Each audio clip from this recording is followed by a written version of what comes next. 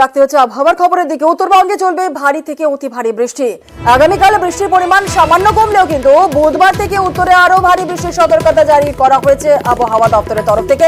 আর কি বলছে আবহাওয়া অফিস, আপডেট নেব। আমাদের সঙ্গে রয়েছেন আমাদের প্রতিনিধি বিশ্বজিৎ সাহা।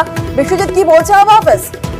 দেখো, বুধবারে আবারও দুর্যোগে দুর্ভোগ হতে পারে উত্তরবঙ্গে, কারণ আজ ও কাল দু এক জেলায় উত্তরবঙ্গে ভারী থেকে অতি ভারী বৃষ্টি হতে পারে। কিন্তু দার্জিলিং, কালিম্পং, আলিপুরদুয়ার সহ উত্তরবঙ্গের সব জেলাতেই ভারী বৃষ্টি এবং উপরের দিকের 5 জেলায় অতি ভারী বৃষ্টি হতে পারে বুধবার, এমনটাই সম্ভাবনা।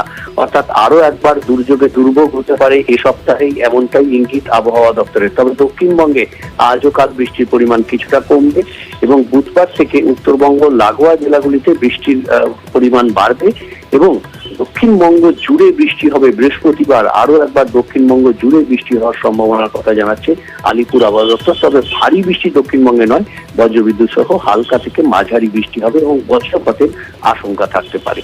তবে বৃষ্টি না হলে আর্দ্রতাজনিত অস্বস্তি থাকবে দক্ষিণবঙ্গে। ধন্যবাদ।